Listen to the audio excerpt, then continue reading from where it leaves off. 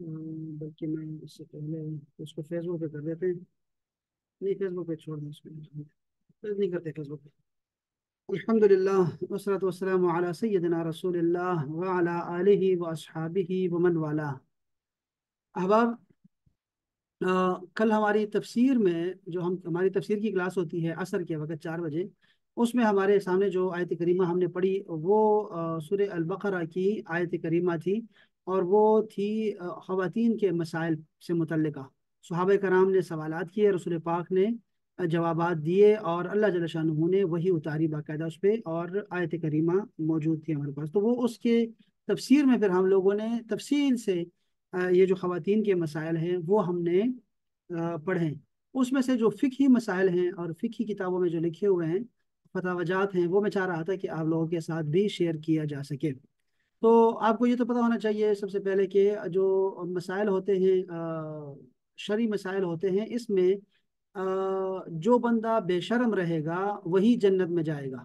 یعنی کہ ایسا نہ ہو کہ آپ کی حیا، جو آپ جو شرم کر رہے ہیں مسئلہ پوچھنے سے، وہ آپ کی جہالت کا ذریعہ بن جائے. تو آپ نے اپنے مسئلہ پوچھنا ہے. صحابہ کرام پوچھا کرتے تھے، اور صرف صحابہ کرام نہیں پوچھتے تھے بلکہ صحابیات خواتین کے مسائل بھی پوچھتے تھے رسول پاک صلی اللہ علیہ وسلم سے. اور سیدہ عائشہ سے بھی پوچھتے رہے ہیں. سیدہ عائشہ چونکہ بعد میں حیات رہی کافی عرصہ، تو اس وجہ سے وہ سارے مسائل جو خواتین کے ہیں وہ انہوں نے بیان کیے ہیں ہمارے سامنے، وہ حدیث کی کتابوں میں لکھے ہوئے ہیں سارے الحمدللہ. تو اسی طرح کے مسائل جو ہے وہ حیض کے متعلق ہے. جو خواتین کو ماہواری آتی ہے اس کے حوالے سے کچھ مسائل ہیں، اس کو ہم ڈسکس کرنا چاہ رہے ہیں. اور وہ فقہی جو کتابیں ہیں، جتنی بھی کتابیں ہیں ان سب میں ڈسکس ہوئے ہیں. خواتین کے مسائل ڈسکس کریں گے تو وہ زیادہ اچھا ہے، بہت بہتر ہے. لیکن بعض اوقات ایسے ہوتا ہے کہ ہمیں بھی وہ کچھ چیزیں بتانی پڑتی ہیں خواتین کو. تو اسی میں سے ہم یہ آج کا جو باب پڑھ رہے ہیں وہ اسی حوالے سے ہے.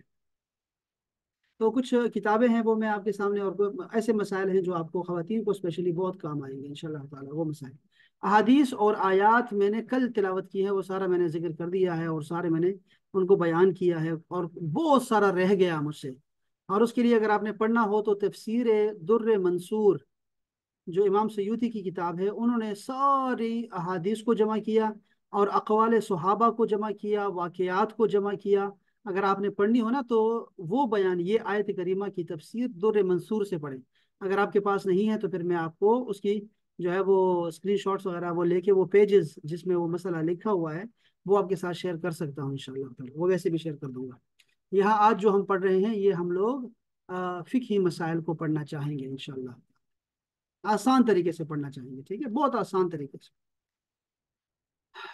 بالغہ عورت کے آگے کے مقام سے، شرمگاہ سے، جو خون عادی طور پر نکلتا ہے، نارمل طور پر نکلتا ہے، یا بیماری یا بچہ ہونے کی وجہ سے نہ ہو، اسے حیض کہتے ہیں. ٹھیک ہے، وہ بیماری یا بچے ہونے کی وجہ سے نہیں ہے، اس کو حیض کہتے ہیں. اور بیماری سے ہو تو اس کو استحاضہ بولتے ہیں. یہ لفظ بھی یاد رکھیں. اور تیسرا لفظ ہے بچہ ہونے کے بعد جو خون نکلتا ہے وہ نفاس کا خون ہے. یہ ساری قربانیاں خواتین دیتی ہیں. مسئلہ نمبر 1، حیض کی مدت کم سے کم 3 دن ہے اور 3 راتیں ہیں. ٹھیک ہے، 3 دن 3 راتیں ہیں، یعنی کہ 72 گھنٹے بنتے ہیں. 72 گھنٹے، ٹھیک ہے، 72 گھنٹے. ڈاکٹر صاحبہ کا تو ہے. کون کون گیا؟ اچھا، تو 72 گھنٹے بنتے ہیں. اچھا، یعنی پورے 72 گھنٹے، 1 منٹ بھی اگر کم ہو جائے تو حیض نہیں ہے. اور زیادہ سے زیادہ 10 دن 10 راتیں ہیں، بس یہ یاد رکھیں. اس میں اس کا فرق شرعی احکام بالکل جو ہے نا وہ جدا ہو جاتے ہیں. پتہ ہے، وہ شرعی احکام کا اس سے بڑا تعلق ہوتا ہے ٹائم کا.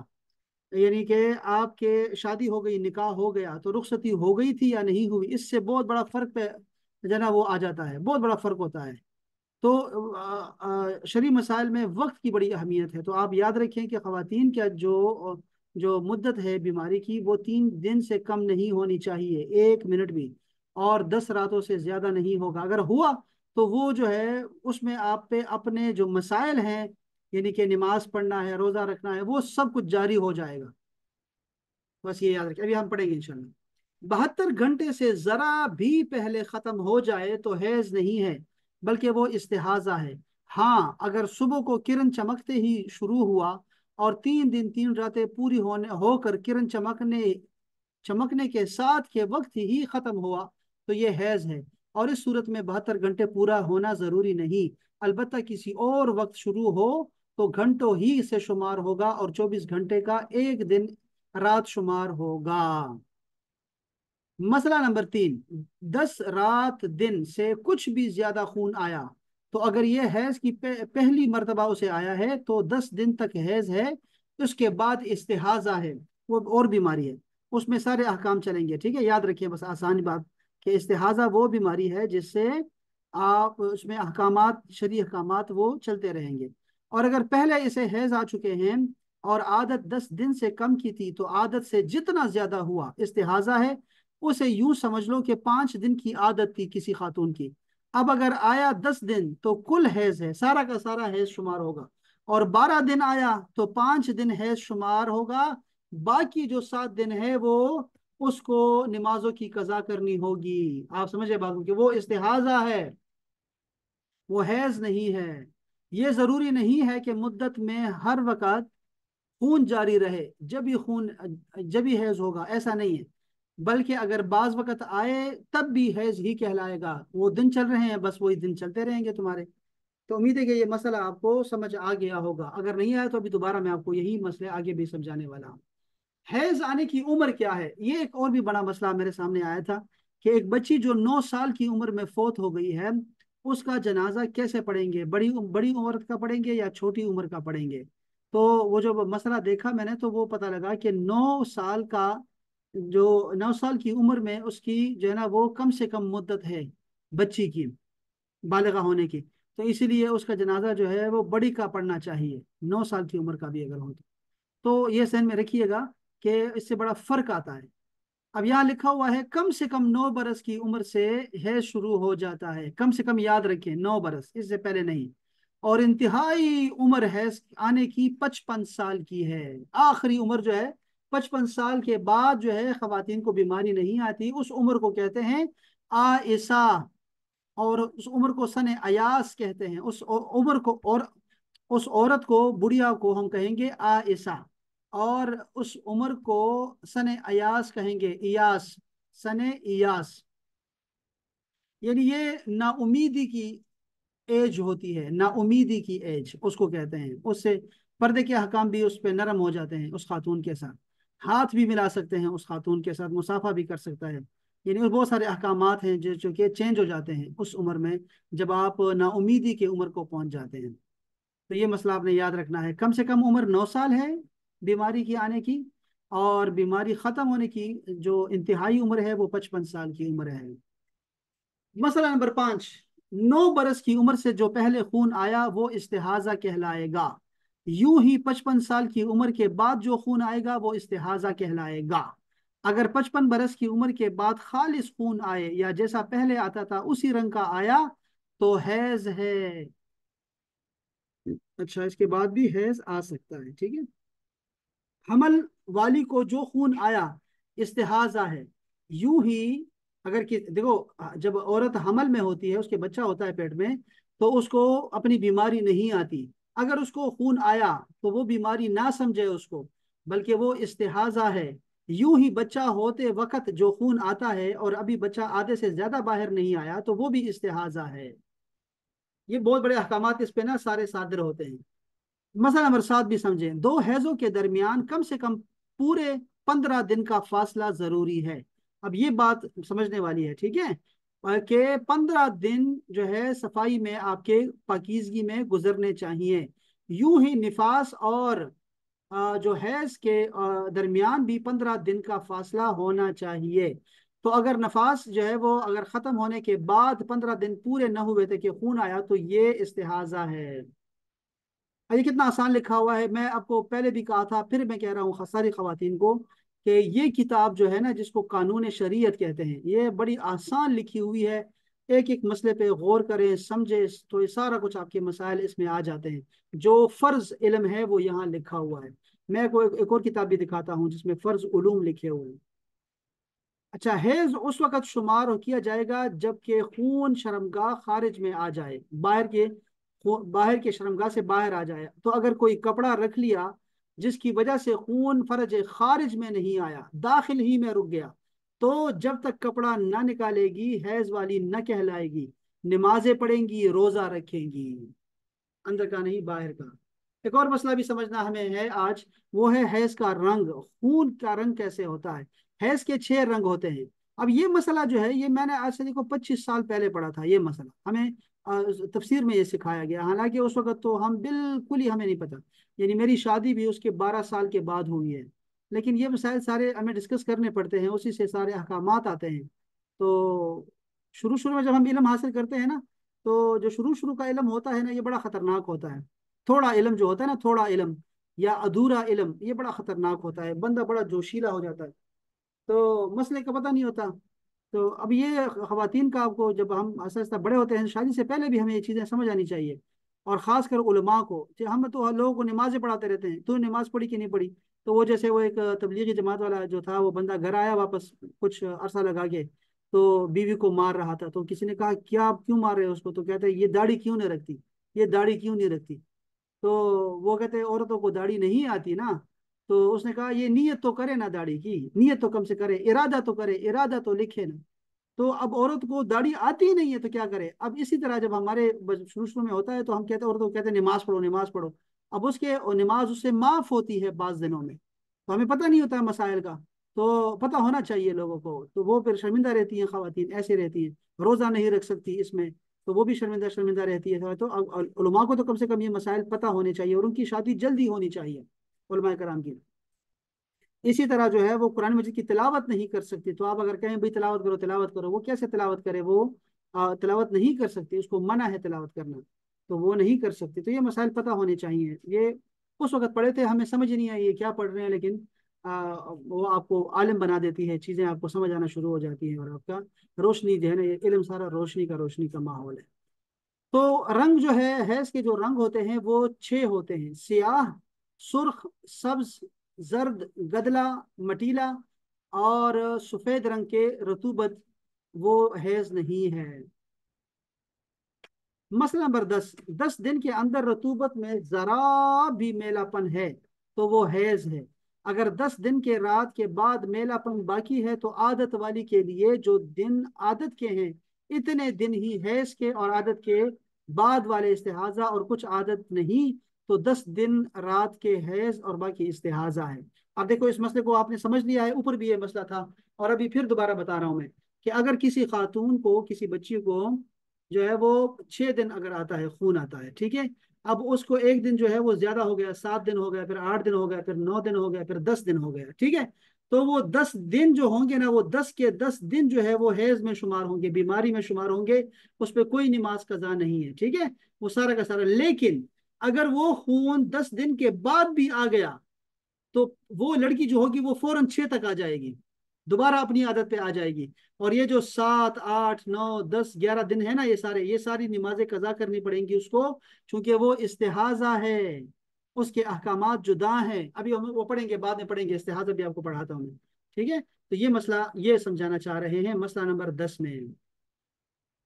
آگے ہے: جس عورت کو عمر بھر خون آیا ہی نہیں، وہ کتنی خوش نصیب عورت ہے، جس عورت کو کوئی عمر بھر خون آیا ہی نہیں ہے، یا آیا ہے مگر 3 دن سے کم آیا ہے، تو عمر بھر وہ پاک ہی رہی، اور اگر ایک بار 3 دن رات خون آیا پھر کبھی نہیں آیا تو وہ فقط 3 دن رات حیض کے ہیں، باقی ہمیشہ کے لیے وہ پاک رہے گی۔ یہ مسئلہ بھی سمجھنے والا ہے، ریئر کیس ہے لیکن اس کو بھی سمجھنا چاہیے۔ نفاس کو ہم لوگ بعد میں پڑھ لیں گے، نفاس کا مسئلہ جو ہے وہ الگ سے، لیکن چلو پڑھ لیتے ہیں چونکہ وہ آگے آگے اور بھی باتیں آ رہی ہیں۔ نفاس کیا چیز ہے؟ نفاس یعنی وہ خون جو بچہ جننے کے بعد آتا ہے، اس کو کہتے ہیں نفاس۔ ابھی اس کے لفظ کو بھی یاد رکھیں، ٹھیک ہے، اس کی کمی کی جانب کوئی مدت مقرر نہیں ہے۔ کمی یعنی 1 دن بھی آ سکتا ہے، 1 گھنٹہ بھی آ سکتا ہے، 2 دن بھی آ سکتا ہے، 3 دن، 10 دن، ٹھیک ہے۔ تو کمی میں کوئی مدت مقرر نہیں، آدھے سے زیادہ بچہ نکلنے کے بعد ایک آن میں خون آیا تو نفاس ہے، اور زیادہ سے زیادہ نفاس کا زمانہ 40 دن رات ہے۔ مسئلہ نمبر 12: نفاس کا شمار اس وقت سے ہوگا جب کہ آدھے سے زیادہ بچہ نکل آئے، تب ہوگا۔ یہ مسئلے سمجھنے والے ہیں نا. ابھی آج بھی خاتون پوچھ رہی تھی مجھ سے کہ عدت جو ہے وہ کب شروع ہوتی ہے، عدت خاتون کی عدت کب شروع ہوتی ہے. تو یہ سمجھ لے بات کو کہ عدت شوہر کے مرنے کے فوراً بعد شروع ہو جاتی ہے.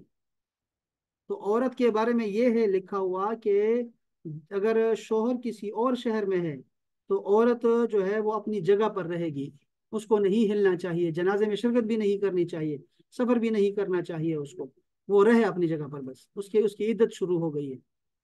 اور عدت کا میں نے بتایا تھا کہ یہ بڑا ذریعہ ہے تہمت سے بچنے کا، اور اللہ کا حکم ہے، رسول کا حکم ہے، تو اس پہ ہمیں باہر نہیں نکلنا چاہیے.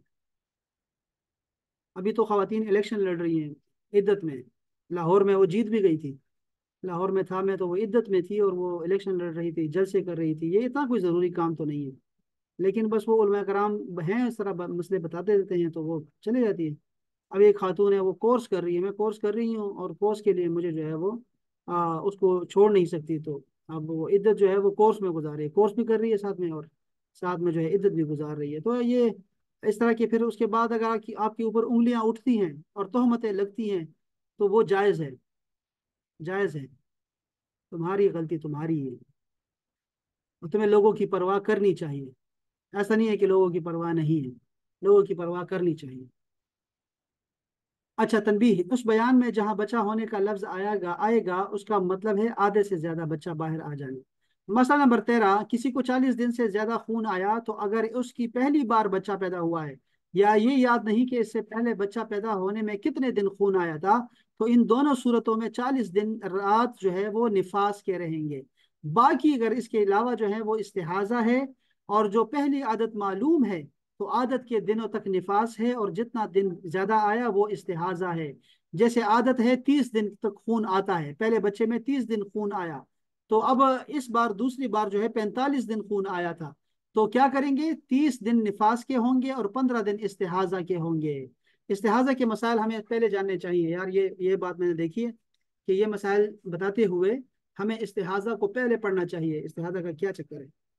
اچھا، بچہ پیدا ہونے سے پہلے جو خون آیا تھا وہ نفاس نہیں ہے بلکہ استحاضہ ہے، اگرچہ بچہ آدھا باہر آ بھی گیا ہو. اچھا، حمل ساکت ہونے سے پہلے کچھ خون آیا کچھ بعد میں، تو پہلے والا استحاضہ ہے، بعد والا نفاس ہے، لیکن یہ اس صورت میں ہے جب کوئی عضو بن چکا ہو، ورنہ پہلے والا اگر حیض ہو سکتا ہے تو حیض ہے نہیں تو استحاضہ. بس وہی مسائل ہیں، دوبارہ بار بار اسی کو ریپیٹ کر رہے ہیں. 40 دن کے اندر کبھی خون آیا کبھی نہیں تو سب نفاس ہی شمار ہوگا، اگرچہ 15 دن کا فاصلہ ہی کیوں نہ ہو. یعنی 10 دن خون آیا پھر اس کے بعد 10 دن نہیں آیا، خون آیا ہی نہیں، تو وہ بھی شمار ہوگا، سارا کا سارا نفاس میں ہی ہے، نماز معاف ہے. اس کے رنگ کے بارے میں وہی احکام ہے جو حیض کے بارے میں ہے، رنگ وہی اس کے ہیں، 6 رنگ ہیں. اچھا، حیض اور نفاس کے احکام کیا ہیں؟ حیض اور نفاس کے حالت میں نماز پڑھنا روزہ رکھنا حرام ہے. نماز پڑھنا روزہ رکھنا حرام ہے، حیض اور نفاس دونوں میں. ان دنوں میں نماز معاف ہیں، ان کی قضا بھی نہیں ہے، البتہ روزوں کی قضا اور دنوں میں رکھنا فرض ہے. نماز کے وقت میں وضو کر کے اتنی دیر تک ذکر الہی، درود شریف اور دوسرے وظیفے پڑھ لیا کریں جتنی دیر نماز پڑھا کرتی تھی، تاکہ عادت رہے. دیکھا آپ لوگوں نے، اگر کوئی خاتون ہے بیمار ہو گئی ہے تو اس کو اللہ رسول کا ذکر ختم نہیں کرنا چاہیے، کیونکہ وہ تو 5 6 دن 10 دن جو ہے وہ بیماری میں گزارے گی، اس کی زندگی ایسی ہے. تو ایسا تو اس کو نہیں ہونا چاہیے کہ وہ اللہ کے ذکر سے دور چلی جائے. نہیں، وہ ذکر کر سکتی ہے، نماز نہیں پڑھ سکتی، بس ذکر تو کر سکتی ہے نا. تو وضو کرے اور بیٹھ کے اللہ کا ذکر کرے اور وظیفہ کرے باقاعدہ بیٹھ کے، درود شریف پڑھ سکتی ہے بیٹھے ہم. یہ حکمی ناپاکی ہے، حکمی. اللہ رسول کے ہاں جب آپ نے کلمہ پڑھ لیا ہے تو آپ جو ہیں پاک ہیں. انسان مسلمان ہو جائے تو پاک ہو جاتا ہے، اور کافر وہ چاہے کتنی بار نہائے غسل کرے وہ پاک نہیں ہوگا، نجس ہی ہوگا. تو آپ جو ہے اللہ کا ذکر کر سکتی ہیں. اس میں کھانے سے پہلے بسم اللہ پڑھ لیا کریں، اسی طرح جو ہے وہ الحمدللہ سبحان اللہ یہ سارا کچھ کر سکتی ہیں. ایون کہ آپ سورہ فاتحہ بھی پڑھ سکتی ہیں، ٹھیک ہے، اگر بطور دعا پڑھ سکتی ہیں. اسی طرح حیض اور نفاس والی کو قرآن مجید پڑھنا دیکھ کر ہو یا زبانی، اور اس کا چھونا بھی اگرچہ جلد یا چولی یا हाशिया को उंगली की नोक या बदन का कोई हिस्सा लगे, ये सब हराम है। कुरान मजीद के करीब नहीं जाना आपने नमाज में, ठीक है, ये अपने हालत हैज में, बीमारी की हालत में कुरान मजीद के करीब नहीं जाना। न हिफ्ज से पढ़ सकती हो, न देख के पढ़ सकती हो, ना ही उसको हाथ लगा सकती हो। अगर मुअल्लिमात हैं, अगर मुअल्लिमात हैं तो वो क्या करेंगी, अल्फाज को टुकड़े टुकड़े कर करके सिखाएंगी, पढ़ेंगी। मसला नंबर 22, कागज के पर्चे पर कोई आयत लिखी हो तो उसका छूना भी हराम है। कुरान मजीद जुजदान में पड़ा हुआ है तो उस जुजदान के छूने में कोई हर्ज नहीं है। इस हालत में कुरान मजीद और दीनी किताबों के छूने के सब अहकाम वही हैं जो बेगुसल वाले के होते हैं, जिसका बयान गुस्ल में गुजर चुका है। मुअल्लिमा को हैज और निफास हो तो एक एक कलिमा सांस तोड़ तोड़ कर पढ़ाए, और हिज्जे कराने में कोई हर्ज नहीं है। एक एक कलिमा, एक एक कलिमा का मतलब क्या है, जैसे अल्हम्दु पढ़ सकती है, अल्हम्दु हाँ एक कलिमा है। लिल्लाही, ली, अल्लाह ही पढ़ सकती हैं। हिज्जे भी करवा सकती हैं, एक एक कलमा पढ़ा कर, एक एक लफ्ज पढ़ा करें। इसी तरह इस हालत में दुआए कुनूत पढ़ना मकरूह है। ये इमाम मोहम्मद ने कहा ये मकरूह नहीं है, दुआए कुनूत पढ़ सकते हैं, दुआ है वो पढ़ सकते हैं।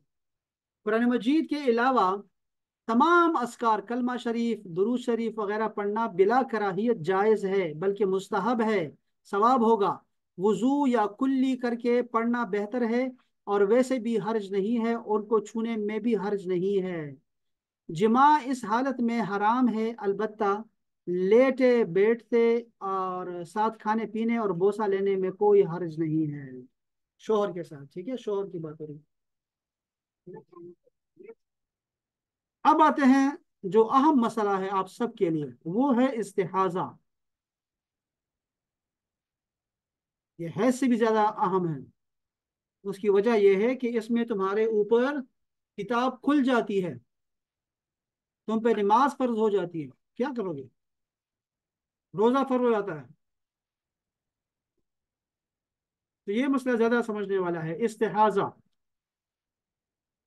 वो खून जो औरत के आगे की शर्मगाह से निकले और हैज और निफास का खून ना हो तो वो इस्तिहाजा कहलाती है, ठीक है। अब देखिए मसला नंबर 29, इस्तिहाजा में ना नमाज मुआफ है, ना रोजा मुआफ है, ना ऐसी औरत से जिमा हराम है। ठीक हो गया, ये याद रखिए। मसला नंबर 30, इस्तिहाजा अगर इस हद तक पहुंच गया है कि इतनी मोहलत नहीं मिलती कि वजू करके फर्ज नमाज अदा कर सके, तो नमाज का पूरा एक वक्त शुरू से आखिर तक इसी हालत में गुजर जाने पर उसको माजूर कहा जाएगा। एक वजू से उस वक्त में जितनी नमाजें चाहें पढ़े, खून आने से इस एक पूरे वक्त के अंदर तक वजू नहीं जाएगा। आप समझे, अगर खून मुसलसल आ रहा है, बीमारी के अलावा का खून है, तो आप एक वजू कर लो और नमाजें पढ़ती जाओ, बस वहां कपड़ा रख लो ताकि कोई गंदगी ना फैले, कपड़े ना खराब हो। बाकी आप अपनी वो सारा करते रहें, बस अपना सारी नमाजें पढ़ते हैं, कज़ा नमाजें पढ़नी है, नफल पढ़ने हैं, वो करती रहें आप। उसमें कुरान मजीद को छूना भी हराम नहीं है, ठीक है, वो कर सकते हैं, भी पढ़ेंगे। अगर कपड़ा वगैरह रखकर इतनी देर तक खून रोक सकती हैं कि वजू करके नमाज पढ़ ले तो माजूर नहीं है, ठीक है। तो अब तो बहुत तरीके आ गए हैं लोगों के पास, माजूर का हुक्म आ गया। माजूर का तो इस वक्त नहीं चाहिए। मैं इस्तिहाजा और भी पढ़ना था मैंने मुझे, अच्छा हम इसको आगे पढ़ेंगे इंशाल्लाह, ये कभी दोबारा भी ये बात आएगी तो हम पढ़ेंगे। अब मैं आपको जरा दे रहा हूँ यही मसाइल, आपको एक और जगह से पढ़ाना चाहूंगा जितना भी हमारे पास वक्त है, ठीक है। अल्लाह करे किसी और किताब से आपको समझ आ जाए, मसला समझना है हमें। अय्याम हैज में औरतों को पता होता है कि उनके दिन कौन से हैं। अय्याम हैज में खालिस सफेदी के अलावा, ये नहीं खालिस सफेदी नहीं, इसके अलावा 6 रंग हैं, सुर्ख, जर्द, सब्ज, मटियाला, सियाह और गदला। रंगों में से जिस रंग का भी मादा निकले वो हैज शुमार होगा। बस ये सारा लिख दिया है, ठीक है। एक ये मसला हो गया। दूसरा फतवा देख लें। अच्छा सूरत क्या थी, सवाल क्या था किसी ने किया है, जिसको पाकी के दिनों में हल्का सब्ज या जर्द या हल्का ब्राउन या सफेद या कभी बिल्कुल शफाफ पानी की तरह का मादा नजर आता है, तो वो अपने हैज के खत्म होने का कैसे अंदाजा लगाए। इसकी आदत 6 या 7 दिन है। अब अगर छठे दिन या 7वें दिन इसको जर्द या हल्का ब्राउन नजर आए तो क्या वो पाक शुमार होगा या बीमारी। اب اس میں کیا ہے وہ جواب کیا دیتے ہیں؟ صورت مسئولہ میں یعنی پوچھی ہوئی صورت میں خالص سفیدی کے علاوہ باقی تمام رنگ حیض کے شمار ہوں گے. بات سمجھی؟ لہٰذا مذکورہ عورت کی ماہواری کی جو عادت مقرر ہے، مثلا اس کی عادت 6 یا 7 ایام ہے، ان ایام میں آنے والا خون وہ کسی بھی رنگ کا ہو وہ حیض کا خون ہی کہلائے گا. اور جب خون عادت کے ایام سے بڑھ جائے اور خالص سفیدی کے علاوہ کسی بھی رنگ کا ہو، چاہے سبز ہو براؤن کسی کی، تو یہ عورت انتظار کرے. اگر یہ خون 10 دن مکمل ہونے سے پہلے بند ہو جاتا ہے تو یہ تمام دن ایام حیض میں شمار ہوں گے. لیکن اگر یہ 10 دن سے آگے چلا جائے تو وہ اپنے دن گنے گی، 6 دن گنے گی، 7 دن گنے گی. اس کے علاوہ سارے کے سارے استحاضہ کہلائیں گے. اور استحاضہ کا حکم یہاں لکھا ہوا ہے کہ استحاضہ کے ایام کے جو نماز ہے، روزے، دونوں کی قضا لازم ہو جائے گی، جبکہ حیض کے دنوں کے صرف روزوں کی قضا ہوگی. بس یہ مسئلہ سب کو پتا ہے کہ حیض میں روزہ رکھنا وہ اس کی قضا کرنی پڑتی ہے آپ کو، ٹھیک ہے. اور حیض میں جو ہے وہ آپ کو نماز نہیں پڑھ سکتے، نماز تو معاف ہے آپ کو، لیکن روزے کی تو اس طرح آپ کو دنوں کا حساب کرنا پڑے گا آپ کو مسلسل. جب تک سفید رطوبت جاری نہ ہو، کسی بھی رنگ کا خون نظر آئے وہ حیض ہی شمار ہوگا. دوسرا سوال یہ ہے کہ حیض کی ابتدا میں مٹیالی رنگ کی یا کسی اور رنگ کی رطوبت جاری ہوئی، کیا یہ حیض کے ایام میں شمار ہے؟ جی ہاں، اگر ایام حیض میں مٹیالی رنگ یا کسی اور رنگ کا خون نظر آئے تو وہ حیض کا خون ہی شمار ہوگا. تیسرا سوال، حیض کے اختتام پر مٹیالہ یا پھر پیلی رطوبت جاری ہوئی ہے اور غسل کر لیا ہے، پھر کچھ گھنٹوں بعد سفید رطوبت میں تھوڑی لالی نظر آئی ہے، تو کیا یہ بھی حیض شمار ہوگا؟ سفید رطوبت کے بعد جو لالی نظر آتی ہے اگرچہ معمولی تعداد میں ہو، یہ بھی حیض کا خون ہی کہلائے گا، جب تک کہ سفید رطوبت نظر نہ آ جائے جس کے بعد لالی وغیرہ نہ آئے وہ حیض شمار ہوگا. بس یہ بھی ایک فتویٰ تھا، میں نے کہا یہ بھی پڑھ لوں. یہاں پہ جو بڑا آسان کر کے لکھا ہے، یہ بڑی پیاری کتاب ہے فرض علوم، یہ اچھی کتاب ہے. یہ سب کے پتہ ہونا چاہیے کہ کون سا علم ایسا ہے جو مسلمان پہ فرض ہے، ہر مسلمان پر فرض ہے.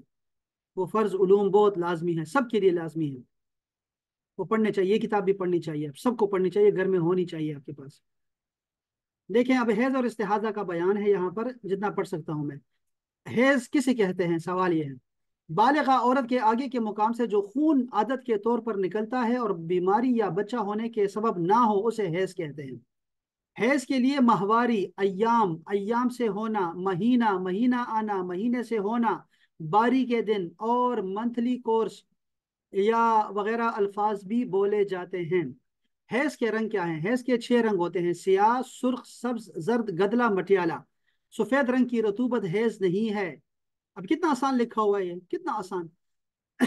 یاد رہے کہ عورت کے اگلے مقام سے جو خالص رطوبت بے آمیزش خون نکلتی ہے اس سے وضو نہیں ٹوٹتا. اگر کپڑے میں لگ جائے تو کپڑا پاک ہے. نوٹ: حمل والی عورت کو جو خون آیا ہے وہ استحاضہ کا خون ہے، اور ہم اس کو آگے پڑھیں گے انشاءاللہ. حیض کی حکمت کیا ہے؟ بالغہ عورت کے بدن میں فطرتاً ضرورت سے کچھ زیادہ خون پیدا ہوتا ہے. حمل کی حالت میں وہ خون بچے کی غذا میں شامل ہو جاتا ہے اور بچے کے کام آتا ہے، اور بچے کے دودھ پینے کے زمانے میں وہی خون دودھ بن جاتا ہے. اگر ایسا نہ ہو تو حمل اور دودھ پلانے کے زمانے میں اس کی جان پر بن جائے. یہی وجہ ہے کہ حمل اور ابتدائے شیر خارگی یعنی دودھ پلانے میں خون نہیں آتا، اور جس زمانے میں نہ حمل ہو اور نہ خون پلانا، تب وہ خون اگر بدن سے نہ نکلے تو کس قسم کی بیماریاں پیدا ہو جاتی ہیں عورت میں. حیض کی مدت کیا ہے؟ حیض کی کم سے کم مدت 3 دن ہے اور 3 راتیں ہیں، اور یعنی پورے 72 گھنٹے. اگر 1 منٹ بھی کم ہوا تو وہ حیض نہیں کہلائے گا بلکہ استحاضہ ہوگا، یعنی بیماری کا خون ہے. اور زیادہ سے زیادہ مدت 10 دن اور 10 راتیں ہیں، یعنی 240 گھنٹے. اس کو لکھ لو اپنے پاس، ہمارا یہ اپنا اس کا خلاصہ تحریر کر لو، بڑا اچھا رہے گا خواتین کے لیے. تو یہ 72 گھنٹے اور یہ 240 گھنٹے زیادہ سے زیادہ ہیں. استحاضہ کسے کہتے ہیں؟ دیکھیں، جو خون بیماری کی وجہ سے آئے اس کو استحاضہ بولتے ہیں. ام المومنین سیدہ ام سلمہ رضی اللہ تعالی عنہا سے روایت ہے کہ اب دیکھو یہ ام سلمہ کیوں زیادہ احادیث روایت کرتی ہیں؟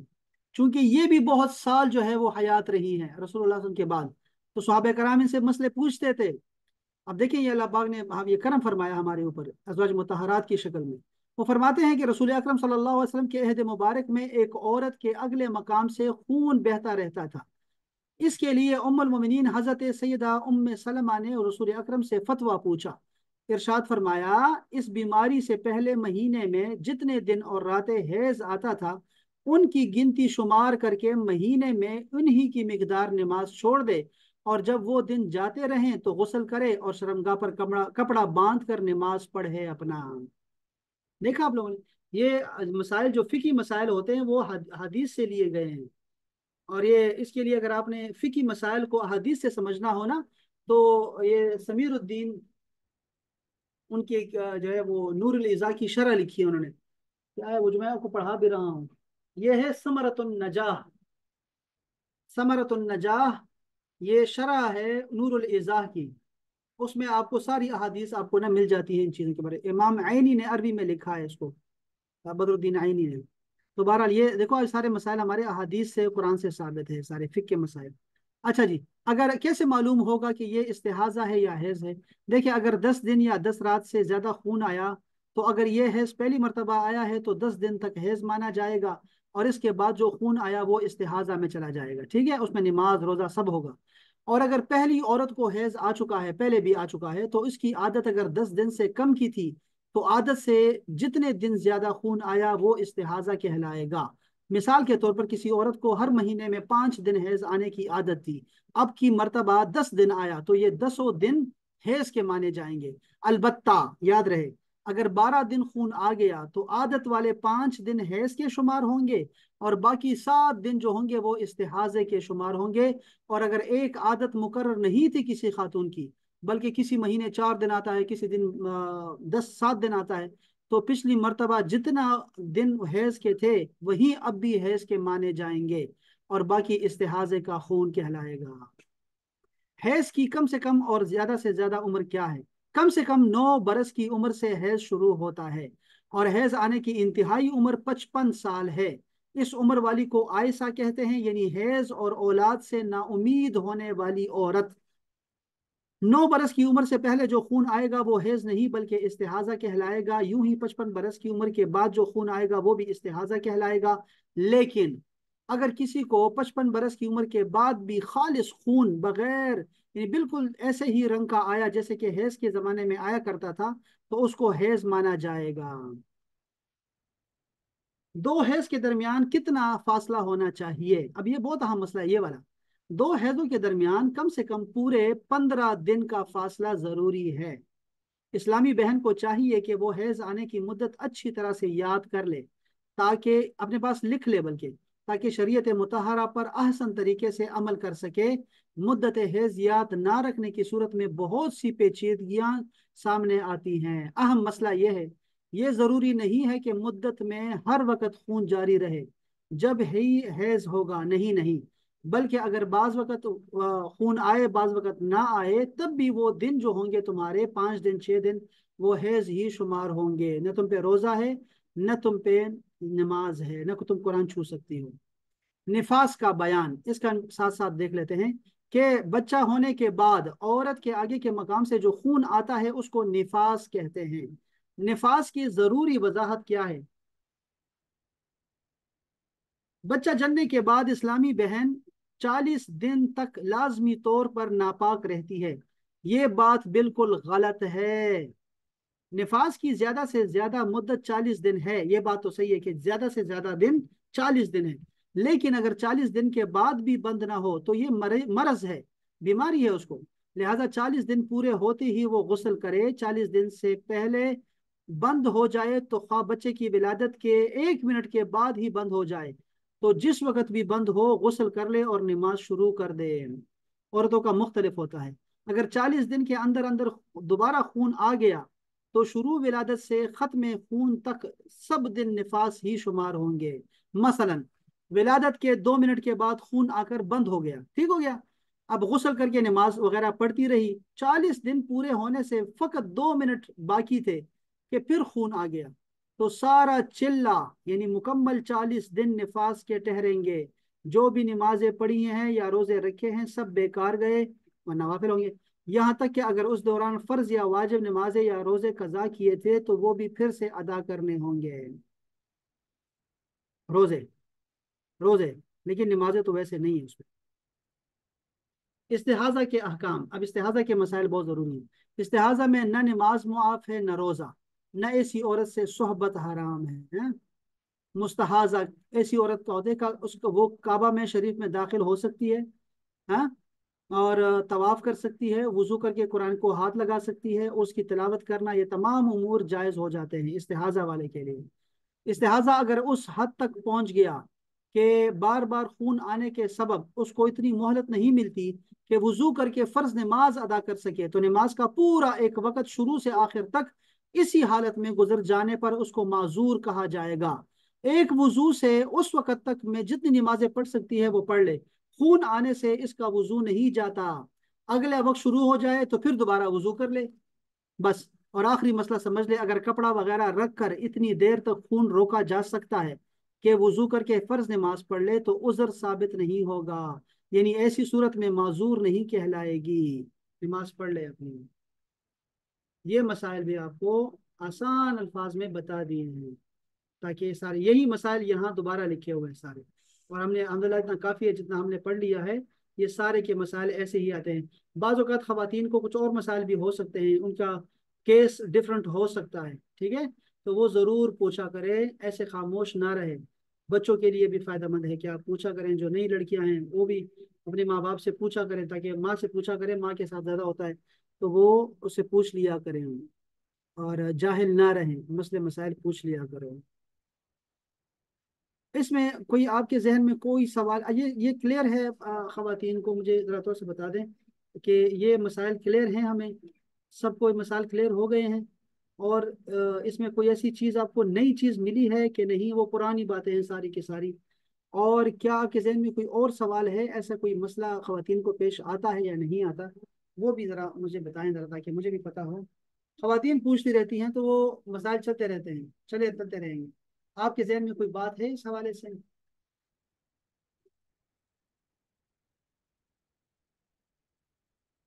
ठीक हो गया इंशाल्लाह। बस ये मिसाल क्लियर है, आसान है, और अगर कोई मसला पेश आता है तो उसको बवक्त ज़रूरत वो देख भी सकते हैं, फतवा वजात से मालूम कर सकते हैं इंशाल्लाह ताला।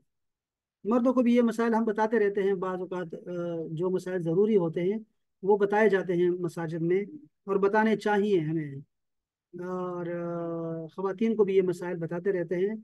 बाज़ औक़ात ख़वातीन को ज़्यादा इल्म नहीं भी होता, ठीक है, ये भी याद रखें कि बाज़ औक़ात ख़वातीन को भी ज़्यादा इल्म नहीं होता चीज़ों का, तो वो ज़रूरी है कि वो रब्ता रखे फ़ुक़हा से, ख़वातीन में कोई आलिमा हो तो उनसे रब्ता करे, और या फिर मर्दों में से भी किसी से पूछ सकती हैं। अल्लाह अकबर।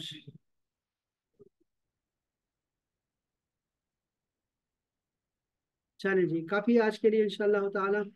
और हमने जो इसका जो एक हिस्सा था वो मैंने तफसीर में बयान कर दिया था, वहाँ कुछ मसाइल और भी थे वो भी हमने बयान कर दिए थे। कुरान मजीद में जो हैज़ के लिए लफ्ज़ आया है, अल्लाह पाक ने जो लफ्ज़ इस्तेमाल किया है उसको कहते हैं महीद। यसअलूनका अनिल महीद, कि ये सहाबा कराम आपसे महीद के बारे में पूछते हैं। तो महीद का लफ्ज़ जो है वो असल में हैज़ नहीं आया, मुहीद आया।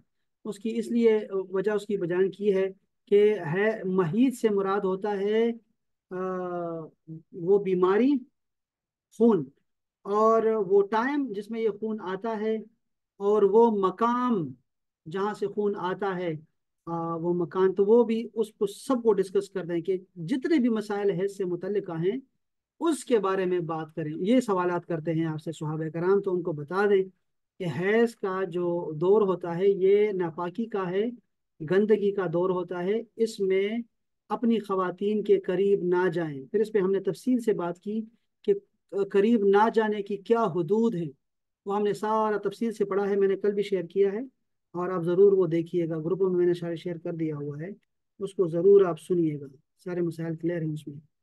और ये वाला आज का लेक्चर भी हो गया, साथ में मिल गया, तो ये भी अच्छा हो गया अल्हम्दुलिल्लाह। बहुत शुक्रिया आप सब दोस्तों का।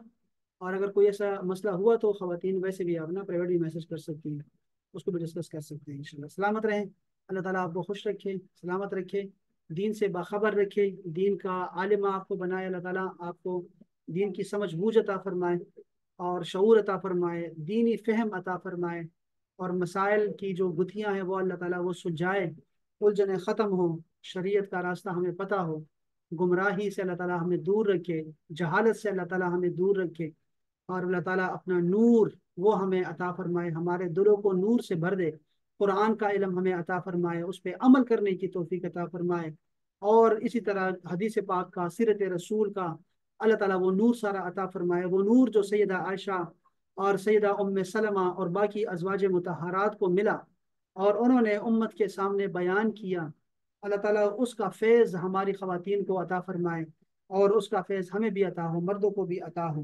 اللہ تعالیٰ ہماری خواتین پہ ان کا جو سائے رحمت اور سائے چادر حیات ہی ان کی، اس کا سایہ اللہ تعالیٰ سب پہ قائم و دائم رکھے، ان کے نقش قدم پہ ہماری خواتین کو اللہ تعالیٰ چلائے، اور قیامت میں بھی ان کے ساتھ رکھے، ہمارا حشر بھی ان کے ساتھ ہو، اور ہمارا جو جنت میں ہمارا ٹھکانہ ہو وہ بھی ان کے آس پاس ہو۔ اللہ تعالیٰ ان کی خدمت کی توفیق عطا فرمائے، ہماری خواتین کو اہل بیت کی، صحابیات کی خدمت کا موقع عطا فرمائے اور یہ شرف عطا فرمائے۔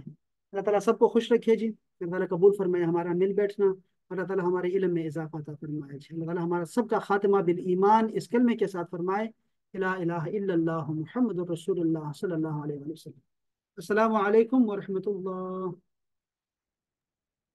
وعلیکم السلام۔